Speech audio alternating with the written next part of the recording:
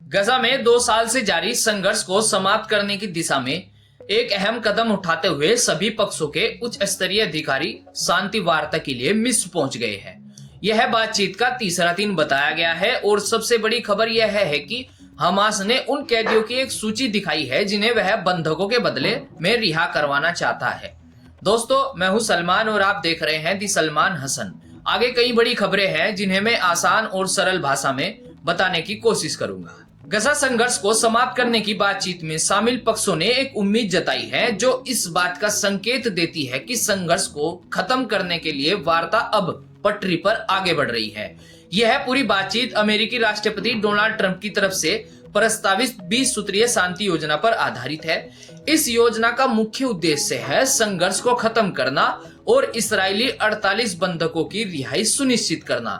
Report के अनुसार इन उच्च स्तरीय वार्ताओं में अमेरिका, इसराइल और हमास के साथ साथ मध्य पूर्व के कई देशों के प्रमुख मध्यस्थ हिस्सा ले रहे हैं। अमेरिकी पक्ष से विशेष दूत स्टीव विटको और सलाहकार जेरेड कुशनर शामिल है।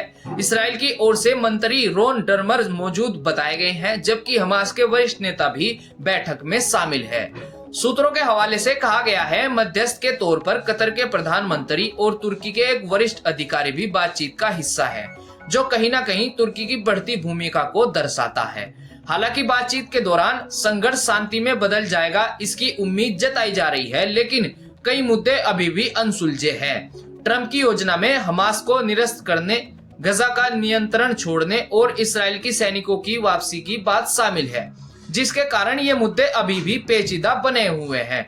इन तमाम चुनौतियों के बावजूद सभी पक्षों ने वार्ता को आगे बढ़ाने की बात कही है। दुनिया की निगाहें मिस्र में चल रही इन वार्ताओं पर टिकी है कि क्या इस बार गजा में शांति राह खुल पाएगी।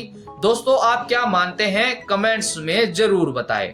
हमास ने जहां एक और कैदियों की सूची सौंपने के बाद आशावाद कायम होने की बात कही है, वहीं मिस्र के राष्ट्रपति ने भी वार्ता की प्रगति को उत्साहजनक बताया है। मिस्र के राष्ट्रपति ने पुष्टि की है कि अमेरिकी दूत स्टीव विटको और जेरेड कुशनर शर्म अल शेख में मौजूद है। राष्ट्रपति अल सीसी ने कहा कि अमेरिकी दूत युद्ध को समाप्त करने के लिए एक मजबूत इच्छा शक्ति और स्पष्ट संदेश लेकर आए हैं। उन्होंने यह भी कहा कि अगर कोई समझौता होता है तो वह राष्ट्रपति ट्रंप को मिस्र आने का निमंत्रण देंगे। वहीं एक बड़ी खबर ग्लोबल फ्लोटिला को लेकर भी सामने आई है। गजा पट्टी पर लगी समुद्री नाकेबंदी को तोड़ने की एक और कोशिश को इस्राएली नौसेना ने विफल कर दिया है। नौसेना ने कल एक नए फ्लोटिला को भूमध्य सागर में इंटरसेप्ट किया।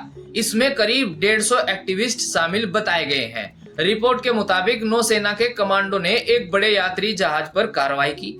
इस्राएली विदेश मंत्रालय के अनुसार नाकाबंदी तोड़ने का यह प्रयास अपने लक्ष्य में कामयाब नहीं हो पाया और इस्राएल की सेना ने इन जहाजों और यात्रियों को रोककर अस्दोद पोर्ट ले आए। यह घटना एक हफ्ते में दूसरी बार हुई है।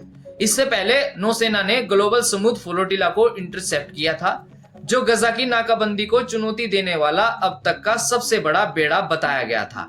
इसराइल ने इस तरह के प्रयासों को नाकाबंदी तोड़ने का व्यर्थ प्रयास बताया है, जो किसी नतीजे पर नहीं पहुंचा।